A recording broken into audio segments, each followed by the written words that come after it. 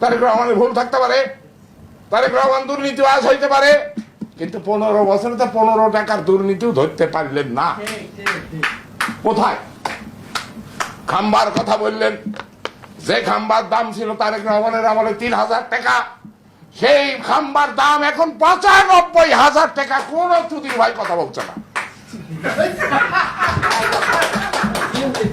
প্রধানমন্ত্রী শেখ হাসিনার কত কৌশল, তার কত বুদ্ধিমত্তা, রাইতেও যে ভোট কাটি নিয়ে যায়, এই বুদ্ধি শেখ হাসিনা ছাড়া পৃথিবীর কারো আছে? এই ঢাকা বিশ্ববিদ্যালয় মুসলমানের ছেলেমেয়েরা লেখাপড়া শিখবে, বিশ্ব সমাজে আমার এই বাংলার বাপাটা কৃষকের সন্তানরা লেখাপড়া শিখবে, এই আদর্শ উদ্দীপিত হয়ে স্যার সলিমুল্লাহ প্রতিষ্ঠা করেছিলেন। মুসলমানের ছেলে আমার সাথে আজ সন্ধ্যার পরে আপনি যাবেন টিএসসির মোড়ে, খাড়া হয়ে করলে 100 টাকা, চিপ করে শুনলে 200 টাকা। এই হচ্ছে বিশ্ববিদ্যালয়। একটা বিবেকবান মানুষ, একটা মিডিয়া, কেউ কথা বলছে না। ওখানে ইয়াবা, ফেন্সিডিল কিভাবে চলছে আমার দেশটা, আমার বুকের উপর দিয়ে 3 নেতার বাজারের সাথে কি চলছে, একটা মানুষকে এই দেশে নাই। এক ঘর অন্ধকার। আসেন আমরা আল্লাহর কাছে দোয়া করি, এ আল্লাহ একটা লাইট দাও। এক ঘর অন্ধকারে একটা হ্যাসাক লাইট যথেষ্ট। আমার দেশে এখন একটা হ্যাসাক লাইট দরকার। দেশনেত্রী বেগম খালেদা জিয়া, সে যদি দুর্নীতি করত, তার বাড়ির অভাব থাকতে ভাড়া বাড়িতে থাকতে হয়। তারেক রহমান যদি দুর্নীতিবাজ হতো, আজকে টাকা এত অভাব হয়। অপপ্রচারে বিভ্রান্ত হবেন না। 10টা অস্ত্র তো খালেদা জিয়ার সরকার ধরেছে, 10টা অস্ত্র তো তারেক রহমানরা ধরেছে। আমি চোর ধরলাম, আমি হলাম চোর। কোন দেশে বিচার? চোর ধরলাম, আমি ধরলেন কেন? আমি চোর ধরলাম, কি চোর ধরলেন? আমি চোর ধরেছি। ভালো লোক ধরলেন। আজকে এতগুলো জেনারেল মৃত্যুদণ্ড নিয়ে কারাগারে বন্দী, ধরলেন কেন? আর আপনাদের নুকতা নিয়ে আপনারা দালালি করছেন। এই সমস্ত করিয়েন না। আপনি দেশপ্রেমিক, আপনি সৎ, কিন্তু আপনার চিন্তার যে দারিদ্রতা, এইটার আমি করজোড়ে মিনতি করি, আসেন ঐক্যবদ্ধ করেন। আপনি নেতৃত্ব নেন, তার আমার দরকারটা কি? আমাকে মেজর জিয়া হবে 2 মিনিট। মেজর জিয়া না ভাই, আমি শেষ করে নিই। মেজর জিয়া তো বলে নেই, মেজর জিয়া তো বলে নেই আমাকে নেতা বানাও। মেজর জিয়া বলছে 17 তারিখে সরকার গঠন হয়েছিল, জিয়া তাকে মানেনি, শেখ মুজিবকে মানেনি। শেখ মুজিবের আদর্শের যদি কোনো সন্তান থাকে, তার নাম জিয়াউর রহমান, শেখ হাসিনা নয়। শেখ হাসিনা ভারতীয় আধিপত্যবাদের দালাল। শেখ জিয়া একটা দেশপ্রেমিক, একটা আদর্শ। এই স্বাধীনতার পরে শেখ মুজিবুর রহমান গণতন্ত্রের মানসপুত্র ছিলেন। তিনি একদলীয় শাসন ব্যবস্থা করলেন, কিন্তু ভোটের প্রয়োজন মনে করলেন না। আজীবনের জন্য প্রেসিডেন্ট নির্বাচিত হলেন সংসদ সদস্যদের ভোটে। সেই দিন গণতন্ত্রের কবর রচিত হলো। বাঙালি জাতীয়তাবাদের ঢেউয়ে উঠে যে দেশটা স্বাধীন হলো, আমরা যে উদ্দেশ্যে 52 সালে ভাষা আন্দোলন করেছিলাম, সেই আদর্শকে উনি জলাঞ্জলি দিয়ে বাংলাদেশে বাঙালি জাতীয়তাবাদ প্রতিষ্ঠা করতে যে দেখা গেল যে বাংলাদেশের 1/3 বাংলাদেশ থেকে বিচ্ছিন্ন হতে চলেছে। মানবেন্দ্র লারমার, সন্তু লারমার ভাই মানবেন্দ্র লারমা হুঙ্কার দিয়ে উঠে বললেন, আমি বাঙালি জাতীয়তাবাদ মানি না, আমি বাঙালি না, আমি পার্বত্য চট্টগ্রাম আলাদা করে ফেলবো, আমি বাঙালি না, আমি বাংলায় থাকবো না। মুক্তিযুদ্ধ শুরু হয়ে গেল। ঘটনা পরিক্রমে আসলেন দেশের রাষ্ট্র ক্ষমতায় জিয়াউর রহমান। জিয়াউর রহমান এই বাংলাদেশকে রক্ষা করার জন্য, এই 1/3 জমি রক্ষা করার জন্য তিনি প্রতিষ্ঠা করলেন বাংলাদেশি জাতীয়তাবাদ। আর সেই বাংলাদেশি জাতীয়তাবাদের ঢেউয়ে এখন পর্যন্ত সারা বাংলাদেশ থরথর করে কাঁপছে। প্রধানমন্ত্রী শেখ হাসিনার কত কৌশল, তার কত বুদ্ধিমত্তা, রাইতেও যে ভোট কাটি নিয়ে যায়, এই বুদ্ধি শেখ হাসিনা ছাড়া পৃথিবীর কারো আছে? বিনা ভোটেও যে প্রধানমন্ত্রী হওয়া যায়, এই বুদ্ধি প্রধানমন্ত্রী শেখ হাসিনা ছাড়া কারো আছে?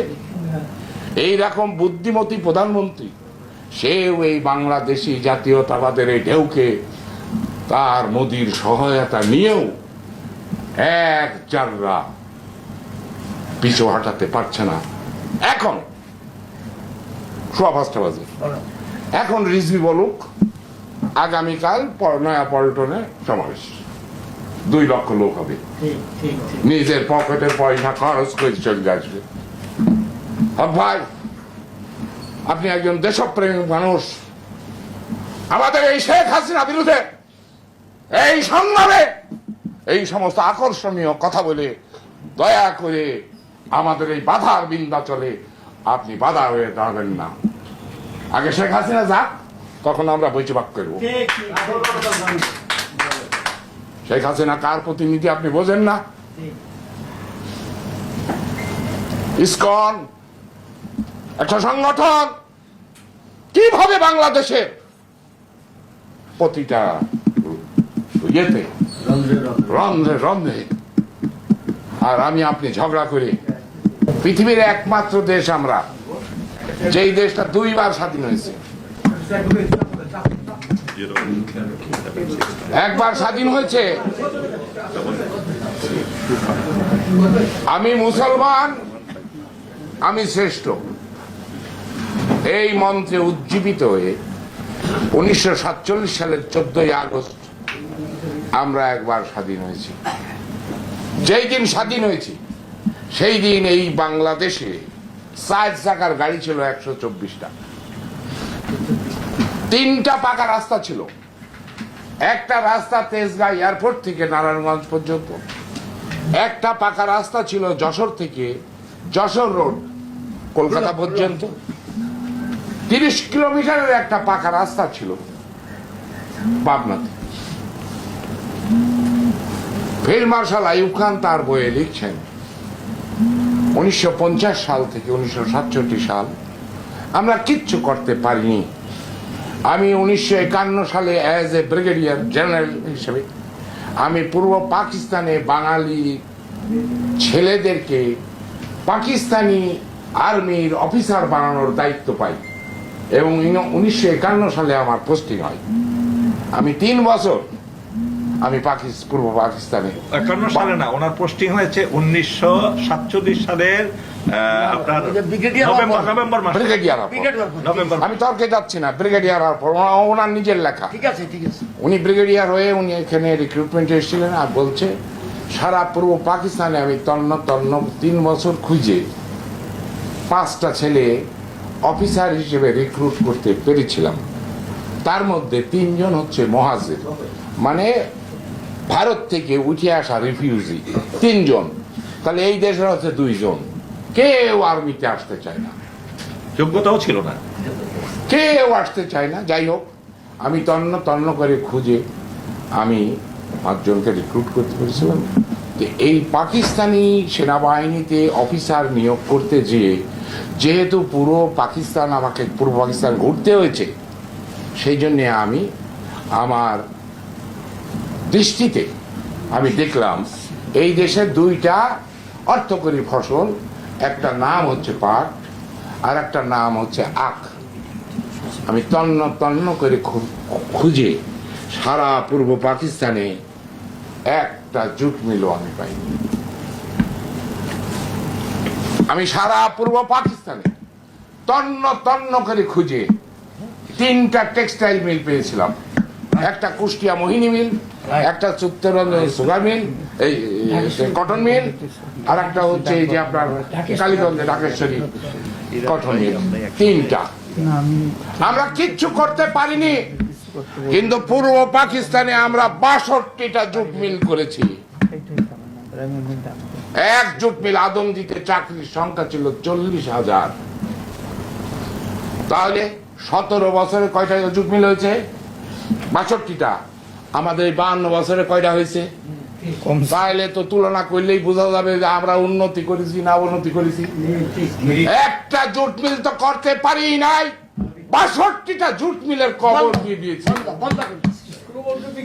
বাংলাদেশে আজকে কোন সুগার মিল নেই, সেই জন্যই আজকে চিনির দাম 150 টাকা। আমাদের ভারী শিল্পকে অত্যন্ত সূক্ষ্মভাবে আমাদের দুর্নীতিবাজ আমলাদের সাহায্যে এই সমস্ত আজমজি থেকে শুরু করে সমস্ত ভারী শিল্প কারখানা অত্যন্ত সন্দীপনে ধ্বংস করে দেওয়া হয়েছে। Machine tools factory, machine tools factory বলেন, মেশিন টুল আমি তো এরকম এই তথ্য যখন জানি তাহলে আমার all of the industrial area ঘন্টার পর ঘন্টা আমি বলতে পারবো। আমি ঘন্টার পর ঘন্টা বলতে পারবো।